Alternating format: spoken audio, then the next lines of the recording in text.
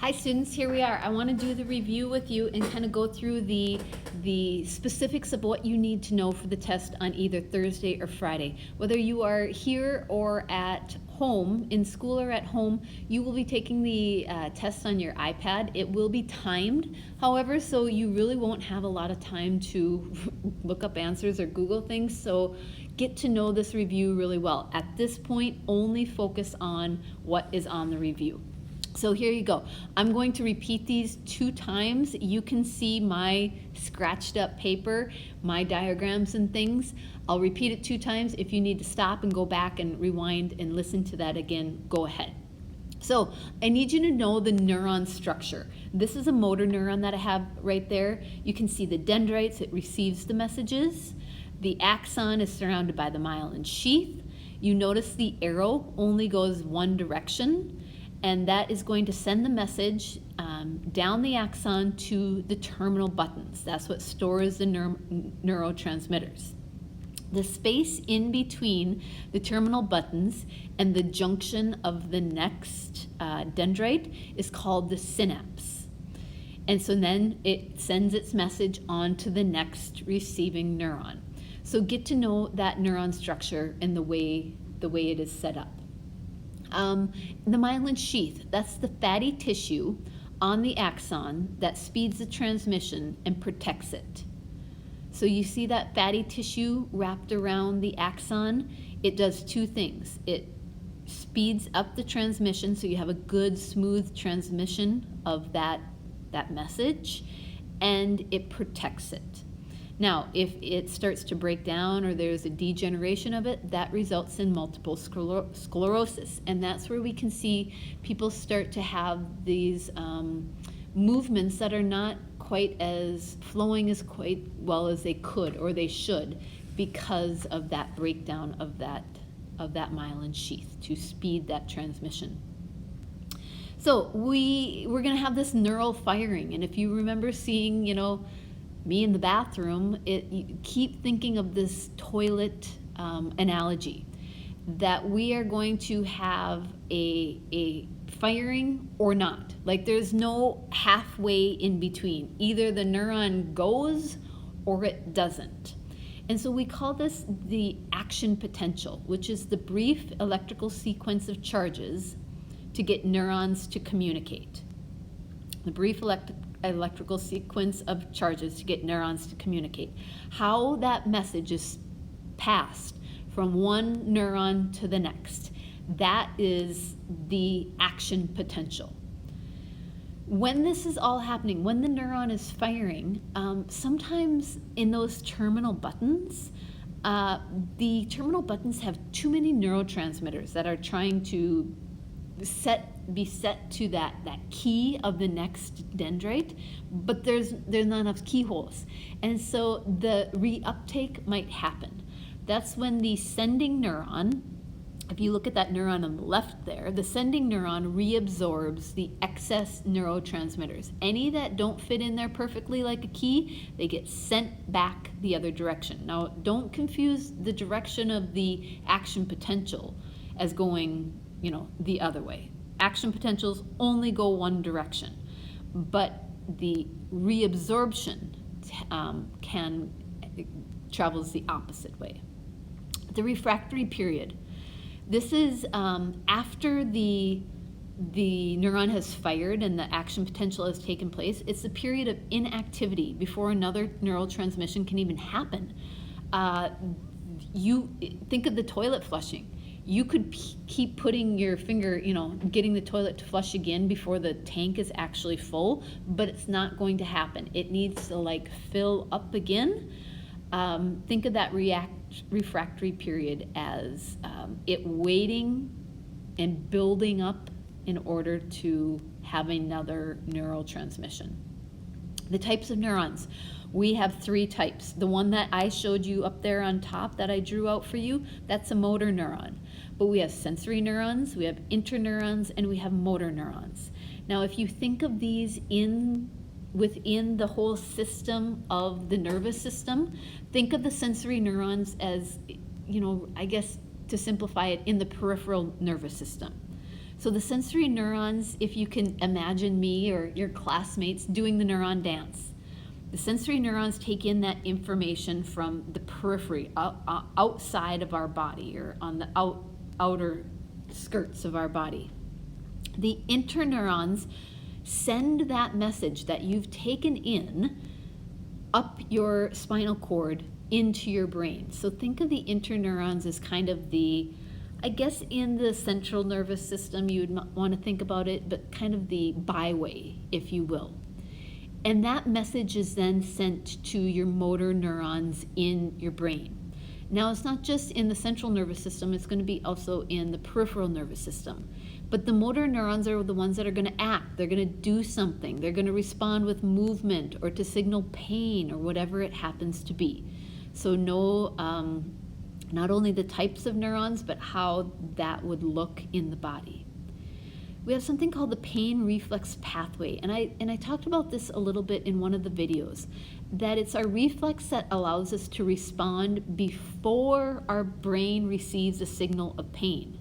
Before our brain tells us that that hurts, we can pull away from the hot pot or whatever it happens to be, jerk our foot back because I just stubbed my toe. Well, I don't want to keep doing it. And so the pain reflex pathway, luckily, allows us to respond before our brain even tells us to. These are the neurotransmitters. Remember, these are the chemical messengers stored in the terminal buttons, and those are the only 4 I need you to know. So I need you to know ACH, acetylcholine, is linked to memory and muscle contractions. If there's too little acetylcholine or there's a degeneration of it, we have Alzheimer's disease we can see happen. Endorphins, these are for our pain perception and emotion. Endorphins help kind of acts as morphine or a natural painkiller in our body that really can help us respond in many different ways, especially to pain or high intense emotional things. Serotonin has to do with mood and hunger and sleep and many different parts. If we have too little serotonin, it results in depression. Dopamine is often for planning, thinking, for pleasure sensation. If there's too little dopamine of chemical getting sent in our brain, it can result in Parkinson's. If there's too much dopamine, it can result in schizophrenia. And our limbic system, there's a bell. Our limbic system is the border between the old brain and the new brain. So the old brain we consider like that old basic functioning, like the brain stem and lower order, if you will, brain. And the new brain is more the higher level, the things that make us incredibly complex as a human being. Think of the limbic system always as linked to emotion and motivated behaviors. The limbic system helps for us to respond emotionally, to cry when we're sad, and happy, laugh when we're happy. The amygdala, a very small little brain structure that's linked to emotion, especially to anger and aggression. The hypothalamus, if you don't know the answer, choose this one because it does so much things. It directs our hunger, it directs our thirst, our body temperature, our pulse, our heart rate, our pupil dilation, our emotional rewards. It directs a lot of things in our body, this tiny, tiny little brain structure. So some other brain structures, the reticular formation. These are nerve cells that regulate alertness and arousal. So they help us literally come awake. If you remember, and we'll talk about it next chapter, our brain is very active when we are awake, when we are asleep. It's because our reticular formation allows our brain to continue functioning and operating. That's why you can have some pretty weird dreams. The thalamus routes messages in the brain for most sensory areas. Everything except smell gets routed. The thalamus doesn't have a lot of function other than to be kind of that airport hub, as I mentioned. It takes in the message and then sends it to the appropriate part of the brain for the brain to act. that's when the motor neurons might need to act. The cerebral hemispheres. We have two hemispheres, the right and the left hemispheres, and they're linked by this bundle of nerves to opposite sides. Now, this is really important. We have two sides of our brain, and they're linked to the opposite side. So the left hemisphere, on the left side of our brain, the left hemisphere controls the right side of our body, and vice versa. Now, certain things can happen when they can control the other sides, but keep that in mind.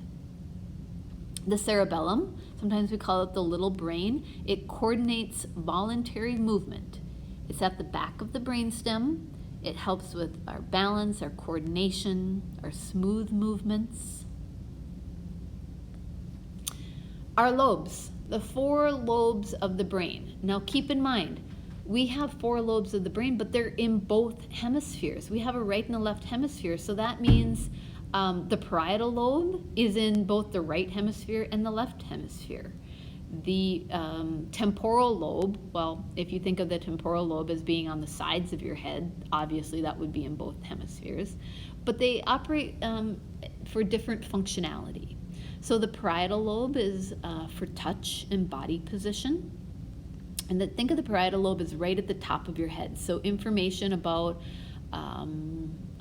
what's your, oh man, if you get like a tattoo, or if you jam your finger in between the door and the door jamb, or whatever it happens to be, your parietal lobe is going to be the one that's activated. The frontal lobe. The frontal lobe is for high executive functioning, like planning and language, speaking, judgment, personality. We'll talk about Phineas Gage here in a second, but it was his frontal lobe that was damaged, and we saw a big change, or we didn't, but his friends saw a big change in Phineas. The occipital lobe, just know that that's where vision is processed, in the very back of the head. But keep in mind, you have 2 hemispheres, the right and the left hemisphere, which is a good thing because you have 2 eyes. The cortex. The cortex is that outer layer of the brain, that thin outer kind of bark of the brain that does all of our, think of it like the information processing center. Think of the cortex like the drive in your computer. It does all of the hard work. We have a few areas of the cortex that I need you to know. There's more than this, but I only want you to know the sensory area. So the somatosensory cortex, it might be called, or just the sensory cortex. This responds to touch and sensation. Again, this is in the parietal lobe. The motor cortex area controls voluntary movement. Typically, we see this exclusively in the frontal lobe. I mean, that helps. That's why, human beings can drive a car and, an elephant can't, type thing. So our cortex is a really important part of our brain. Take a look at that. I really want you to see page 73, figure 3.14. I had mentioned this before, but some of the areas of our cortex are more sensitive to touch than others. In this case, I'm talking the parietal lobe, but it depends on where it's at in our body. And again, this is probably evolutionarily speaking, but some areas have more devotion, if you will, to touch than other areas. So take a look at that, because hint, hint, nudge, nudge, wink, wink, there's going to be a question that you have to figure out which part of the body is more sensitive to touch. The association areas are for high mental functioning. This is where we see the real difference between humans and other mammals. And a lot of it has to do with personality and speaking. Because let's be honest, the big thing that separates me from my dog, I don't actually have a dog, but me from my dog is that I can talk to you. And you can say all you want that your dog can speak, but your dog cannot speak. That's an incredible function that human beings have. So Phineas Gage, he suffered a horrible injury, but survived. But if you remember what John Green said, he just wasn't the same Phineas. He had a frontal lobe injury that resulted in a altered process of thinking and emotionally responding. He was not the same kind of guy that he was. And this was our first, this is back in 1848. This is our first kind of understanding of, wow, the brain is way more complex than we really even thought. And he suffered an injury that he was able to survive, but he was not the same guy. Broca's area. Please remember, you have to do orals with Mrs. Brock. You have to speak to Mrs. Brock before you leave Shanley High School. Broca's area helps with language and speech. It's what is going to get you to pass your orals, is Broca's area. Wernicke's area is the area near our auditory cortex that helps for language and comprehension. Now, maybe you have a fine functioning Broca's area.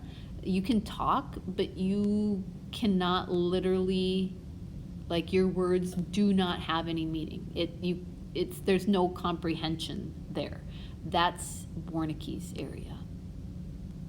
There's something called brain plasticity, and that's when we see growth in a damaged area, and that the learned functioning from the opposite hemisphere kind of takes over. So remember what I said earlier on the slide, or on this one, where we have our cerebral hemispheres, are they linked to the opposite sides?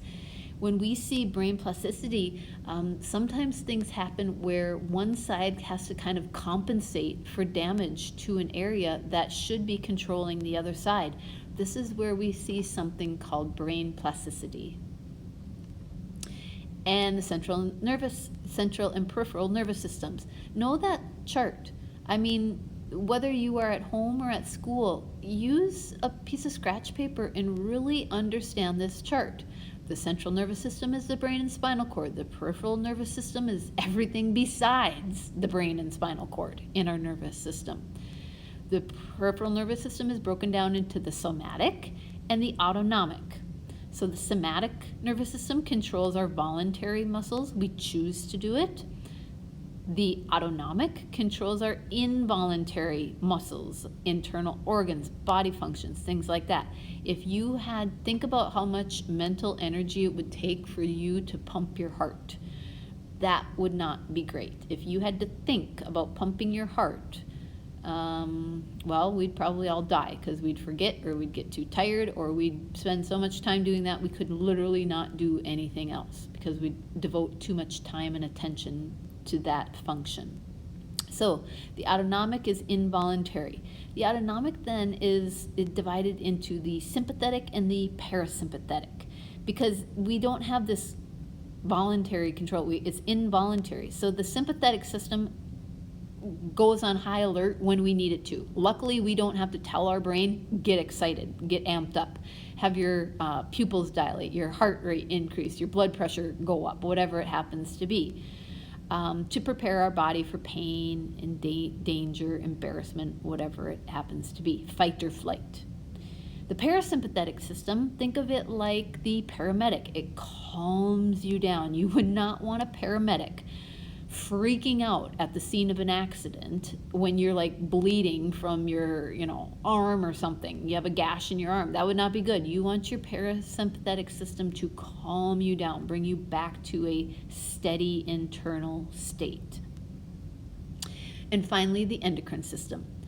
The endocrine system is part of our whole, body system that is a very slow but efficient chemical communication system. It's through our hormones. They mimic neurotransmitters, but remember, neurotransmitters are really fast. They're really fast and actually not very efficient. Their messages don't always get sent efficiently. But hormones are a really efficient communication system, but they take a lot longer. The pituitary gland. That is the most influential gland. It's from our endocrine system. It directs it regulates our growth. It works in conjunction with and is directed by the hypothalamus, which is why I said the hypothalamus is so very important. It does so much. The pituitary gland of the endocrine system helps that out. It says, hey, listen, all you other glands in the body, I'm sending this message to you through the bloodstream, and I need you to do this, or I need you to do that. And finally, the adrenal glands. It's just one of the glands that I want you to know besides the pituitary gland in the endocrine system. It directs our fight or flight responses by releasing hormones in the bloodstream.